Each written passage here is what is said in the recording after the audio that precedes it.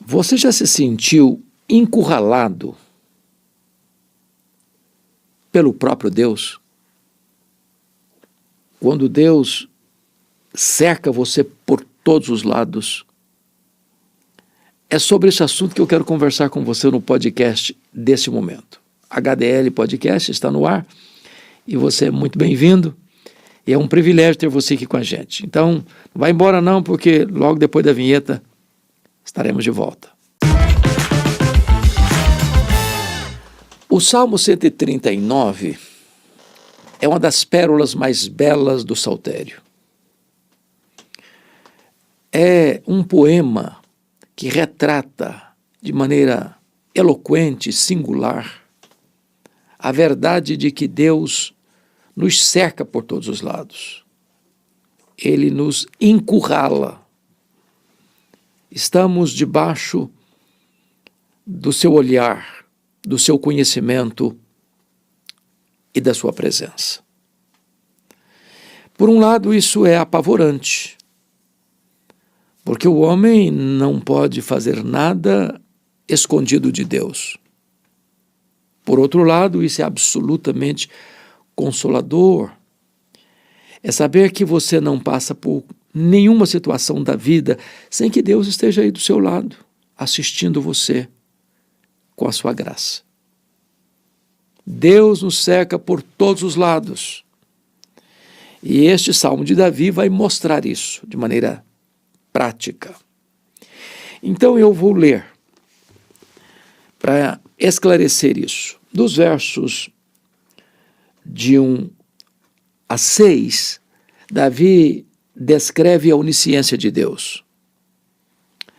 Dos versos 7 a 12, Davi trata da onipresença de Deus. Dos versos 13 a 18, Davi trata da onipotência de Deus.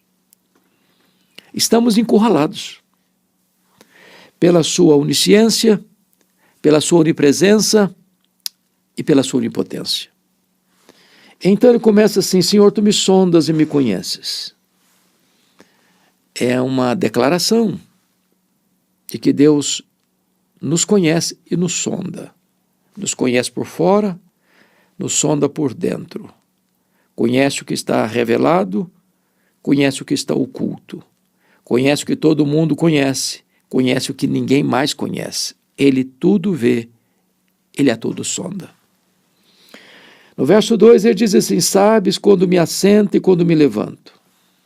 Ou seja, Deus conhece os nossos movimentos. Deus conhece de onde saímos, como estamos indo, aonde estamos indo, onde chegamos. Não há nenhum movimento da sua vida, 24 horas por dia, que não esteja no radar de Deus. Ele diz ainda: e conheces todos os meus, de longe penetras os meus pensamentos. Isso é uma coisa que só Deus pode fazer. O homem pode nos conhecer, mas conhece limitadamente. O homem conhece o que falamos, mas não conhece o que pensamos. Deus não só conhece palavras, não apenas vê gestos, Deus conhece, penetra de longe os nossos pensamentos. É por isso que o seu tribunal tem competência para julgar foro íntimo, porque Deus lê pensamento. Versículo 3: esquadrinhas o meu andar e o meu deitar, e conheces todos os meus caminhos. O levantar e o deitar são a síntese das pontas da jornada da vida. Você levanta e você deita. Você deita, você levanta. Tanto no período de trabalho quanto no período de descanso, Deus conhece tudo. Não há nada oculto ao olhar de Deus. Aliás, Ele conhece todos os nossos caminhos. Não só caminhos por onde caminhamos, caminhos de ideais, caminhos de pensamentos, caminhos de ideologias, caminhos de cosmovisão. Ele sabe tudo a nosso respeito. Diz ele: ainda a palavra me não chegou à língua e tu, Senhor, já a conheces toda. Em outras palavras, você, ao proferir uma palavra, você já a tem lá no seu gatilho do inconsciente. Os entendidos dizem que quando você faz um discurso, você precisa ter na fila engatilhada 8 palavras. Antes de você proferir esta palavra, já tem 8 lá na fila para serem proferidas. Deus conhece as palavras que você falou e as que você ainda não falou. Ele conhece o que já está saindo e o que está na fila para sair. E o texto diz assim: Tu me cercas por trás e por diante, e sobre mim pões a tua mão. Tal conhecimento é maravilhoso demais para mim, é sobremodo elevado, não o posso atingir. Então veja você que Deus nos cerca por trás e por diante. Ele nos cerca por cima e nos carrega por baixo. Não há nenhuma geografia no espaço onde Deus não esteja nos envolvendo, nos tragando com a sua presença, com o seu conhecimento. Este é o Deus que nos criou, a quem servimos. Ele é o Deus onisciente. Ele tudo vê, ele tudo conhece, ele a todo sonda. Conhece o oculto e o revelado. Conhece o proferido e o por proferir. Conhece onde você vai, que horas você chega, que horas você sai, conhece todos os seus caminhos. Então, não tente esconder nada daquele que é onisciente, cujos olhos são como chamas de fogo. Essa é a primeira verdade desse Deus que nos cerca por todos os lados. Mas agora, a partir do verso 7 ao verso 12, Davi vai fazer uma transição da onisciência divina para a onipresença divina. E ele começa assim no verso 7. Para onde me ausentarei do teu espírito? Para onde eu fugirei da tua face? Se esse Deus tudo vê, tudo sabe, tudo conhece, a todo sonda, será que tem como escapar dele? Tem como fugir da presença dele? Será que eu consigo algum lugar no universo onde eu esteja fora do alcance dos olhos dele?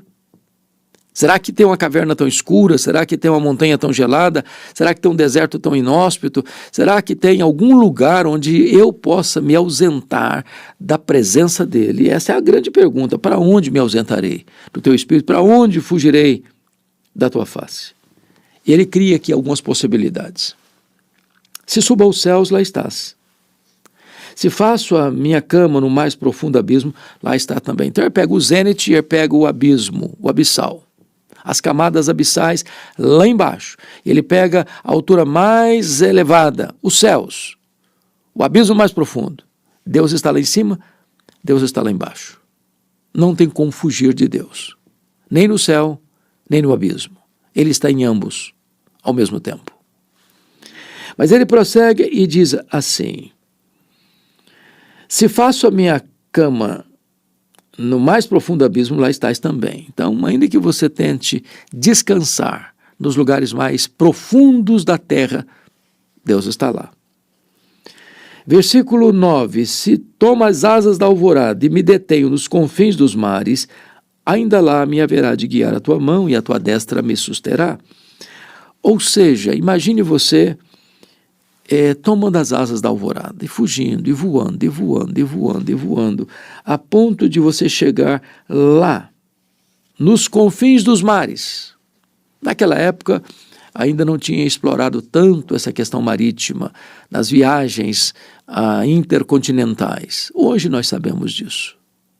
Pacífico, o Atlântico, o Índico, o Mediterrâneo, os mares.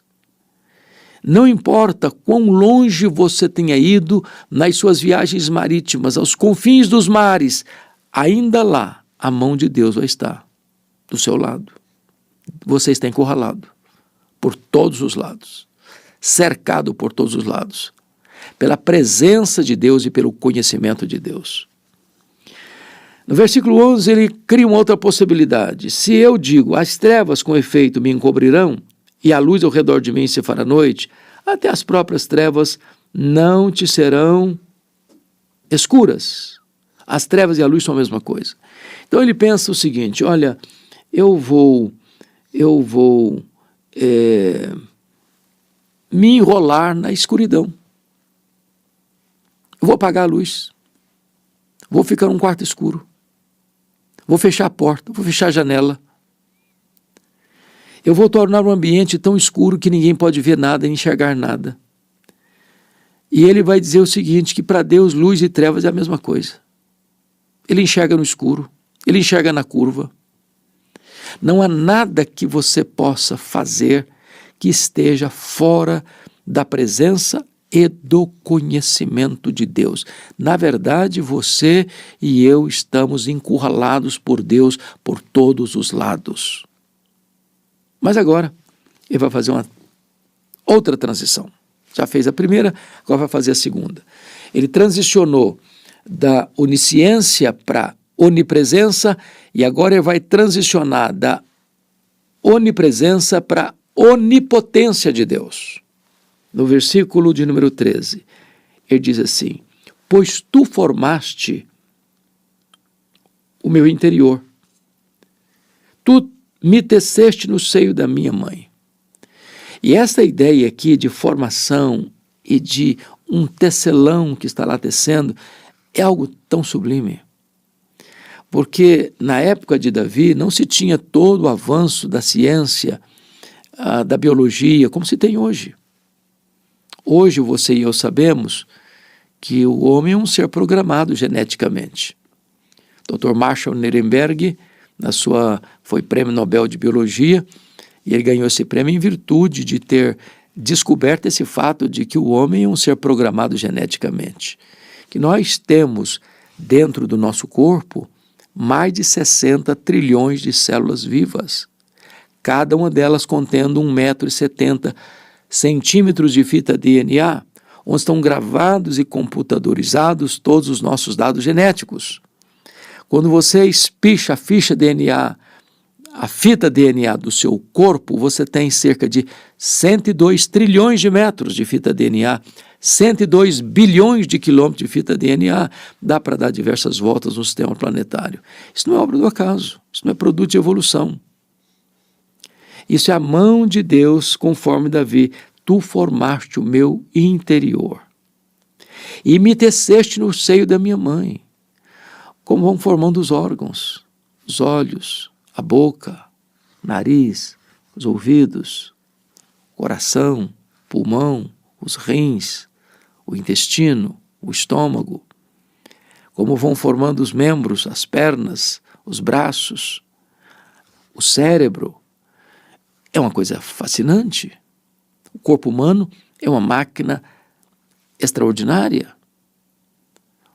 Os nossos olhos, segundo o Dr. John Wilson, é um dos catedráticos de Harvard, diz que nós temos mais de 10 milhões de fios encapados em cada um dos nossos olhos. Você olha, por exemplo, os seus rins, como eles filtram as impurezas do seu corpo. Você olha os seus pulmões que jogam ar para dentro de você. Você vê o seu coração batendo e bombeando sangue sem parar, sem parar, sem parar, dando vida ao seu corpo.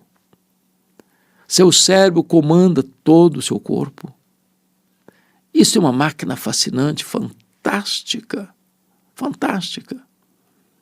Tudo isso foi feito, tecido e entretecido por Deus no ventre da nossa mãe. E ele então, ao dizer isso, ele tem que exclamar: graças te dou, visto que, por modo assombrosamente maravilhoso, me formaste. As tuas obras são admiráveis, e a minha alma o sabe muito bem. Ou seja, Davi compreende que a vida começa lá na concepção. Ele lida com o zigoto, o embrião, o feto como uma pessoa, uma personalidade. Ele se vê retrocedendo lá no ventre da sua mãe e vê como Deus o tratou como uma pessoa. E é assim que ele se sente. É por isso que nós repudiamos a prática indiscriminada do aborto, por motivos fúteis. É por isso que o aborto é é um atentado contra a vida, porque a vida começa na concepção. Deus valoriza a vida. Nós não podemos desprezar a vida. E então ele está admirando esse ser que é um ser real, não é uma verruga pestilenta, é um ser que passa a ter sentimentos, autodefesa, dor, no ventre materno. E ele então prossegue no verso 15, diz: os meus ossos não te foram encobertos, quando no oculto fui formado e entretecido como nas profundezas da terra. Ele está mostrando como Deus trabalhou esses detalhes de cada membro do nosso corpo, de cada órgão do nosso corpo, cada um com a sua função, cada um com o seu papel, cada um com o seu desempenho, cada um com a sua mutualidade em relação a todos os outros membros, para que nós pudéssemos ter vida, saúde, prazer de viver. Ele diz assim: os teus olhos me viram a substância ainda informe, e no teu livro foram escritos todos os meus dias, cada um deles escrito determinado, quando nenhum deles ainda havia. Ou seja, Deus nos viu quando nós éramos ainda uma substância informe. Estava lá começando o zigoto, às vezes uma pintinha assim, como se você pudesse encostar um grafite de um lápis no papel branco, só vem uma pintinha. Ali naquela pintinha está toda a potencialidade da vida. É como você pega uma semente de mostarda, menor das sementes das hortaliças, muito pequenininha, mas ali tem dentro daquela semente pequenininha o potencial de uma planta que cresce, resplandece. É como se você pudesse pegar a semente de um carvalho, é tão pequenininho, mas vai dar uma árvore frondosa. Ali está a vida. A vida é um milagre. É como você pega um ovo. O homem pode fazer um ovo com casca de ovo, com gema de ovo, com clara de ovo, com gosto de ovo, com tonalidade de ovo, mas o homem não pode botar a vida lá dentro. Vida é uma prerrogativa de Deus. Que extraordinário. Assim é o nosso corpo. Fascinante. Uma máquina extraordinária. Feita por Deus. E então Davi se sente assim cercado por todos os lados por esta presença bendita, gloriosa de Deus. E então ele vai agora entrar para uma aplicação desse Salmo 139, no versículo de número 17, quando ele diz assim: que preciosos para mim, ó Deus, são os teus pensamentos, e como é grande a soma deles. Precioso. Quando Deus nos cerca por todos os lados, não é para termos fobia de Deus, não. É para termos temor, sim, mas deleite, sobretudo. Por exemplo, um filho não deve ter medo do pai no sentido de a presença do pai gerar pânico nele.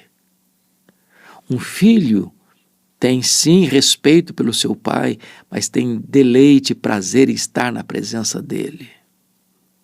O filho corre para os braços do pai. O filho tem alegria em estar no colo do pai.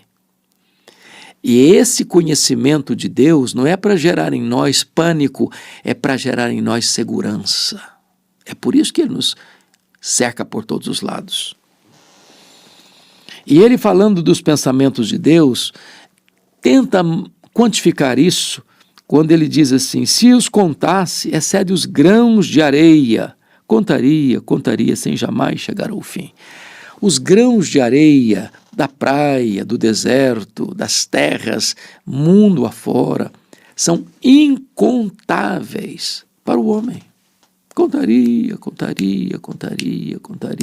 nunca vai chegar ao fim. Porém, para Deus, os grãos de areia são contáveis.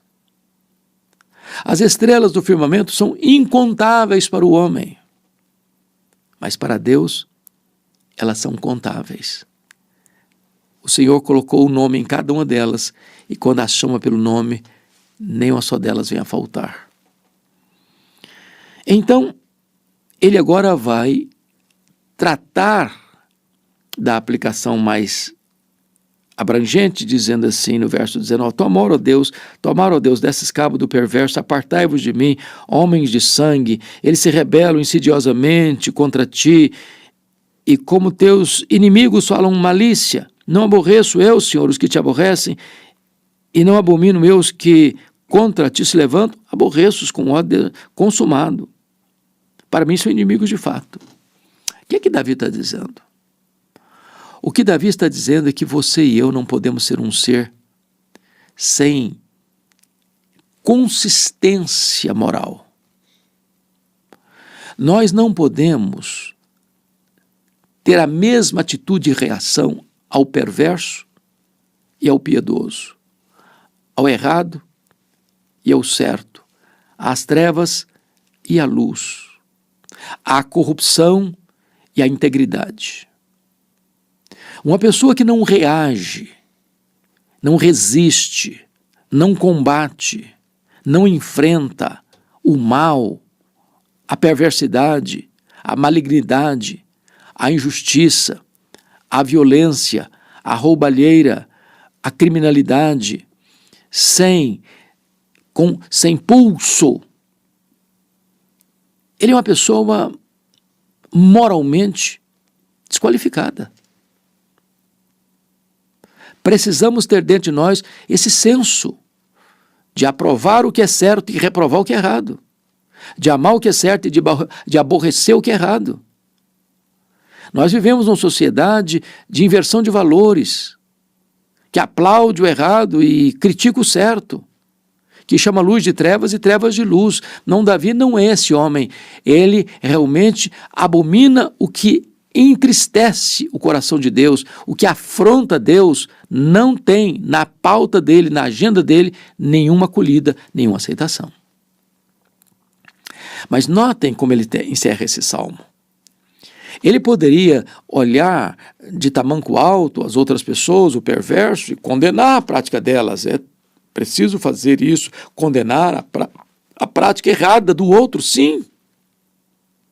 Nós não podemos aceitar o mal, venha de onde vier. Mas ele termina esse salmo voltando para ele, examinando a ele mesmo.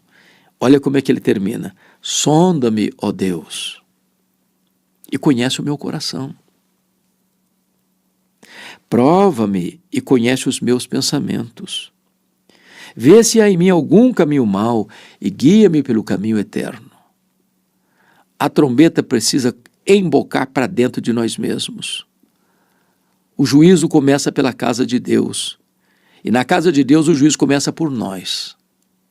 Então esse homem não está aqui de tamanco alto, batendo nos outros apenas, vendo erro nos outros apenas. Este homem está agora encerrando este salmo, olhando para dentro do coração, para dentro da sua própria vida. Diz: meu Deus, sonda-me, conhece, Senhor, o meu coração. Sonda-me, prova-me, conhece os meus pensamentos. Ele está querendo que Deus faça uma investigação de peneira fina dentro dele, o coração e a mente, a cabeça e o coração, a razão e a emoção. E ele tem coragem de confessar: vê se há em mim algum caminho mau, que eu nem estou vendo, que eu nem estou percebendo, mas está aí. Então, Deus, vê se há em mim algum caminho mau. Não apenas para eu ficar com remorso ou com culpa, não. Vê, Senhor, se há algum caminho mau em mim e guia-me pelo caminho eterno. Ele quer fazer uma correção de rota.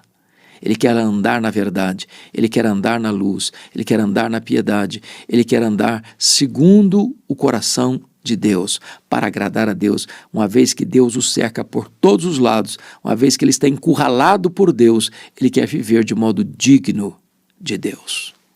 É assim que nós devemos andar. Se essa mensagem abençoou o seu coração, quem sabe você possa partilhá-la com outras pessoas. E se você não está inscrito ainda nesse canal, nos ajude, inscreva-se. recomende-o, nos ajude a levar a palavra de Deus para o Brasil e para as nações. Deus abençoe sua vida e até o nosso próximo podcast.